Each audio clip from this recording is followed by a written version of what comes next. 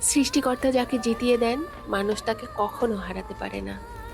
জীবনে এমন অনেক সময় আসে যখন মনে হয় সবকিছু শেষ হয়ে গেছে, স্বপ্ন ভেঙে যায়, প্রিয় মানুষ দূরে চলে যায়, পরিকল্পনা ব্যর্থ হয়, আর চারপাশটা শুধু ধ্বংসস্তূপের মতো মনে হয়। কিন্তু জীবনের একটি গভীর সত্য হলো, প্রতিটি ধ্বংসের ভেতরই নতুন নির্মাণের বীজ লুকিয়ে থাকে।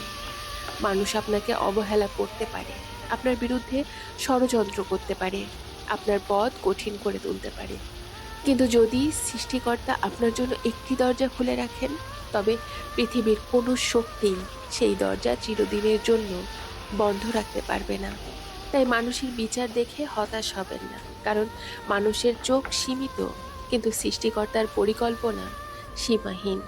অনেক সময় আমরা মানুষের উপর এত বেশি প্রত্যাশা রাখি যে তার আচরণেই ভেঙে পড়ি। কেউ কথা রাখে না, কেউ প্রতিশ্রুতি ভুলে যায়, কেউ প্রয়োজন ফুরালে দূরে সরে যায়। তখন মনে হয় সব শেষ, কিন্তু সত্যি হলো, যার ভরসা মানুষ সে প্রায়ই হতাশ হয়, আর যার ভরসা সৃষ্টিকর্তা সে বারবার ভেঙেও আবার দাঁড়ানোর শক্তি পায়।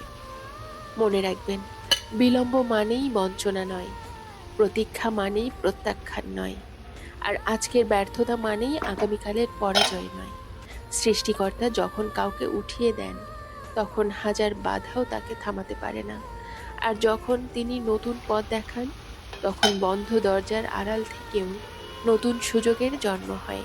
তাই মানুষের উপর নয়, নিজের প্রচেষ্টা আর সৃষ্টিকর্তার পরিকল্পনার উপর বিশ্বাস রাখুন। কারণ মানুষ সীমাবদ্ধ, কিন্তু সৃষ্টিকর্তার রহমত সীমাহীন। আর জীবনের প্রতিটি ধ্বংসাবশেষ থেকে একটি নতুন অধ্যায়ের সূচনা হয়, যদি আপনি আশা হারিয়ে না ফেলেন।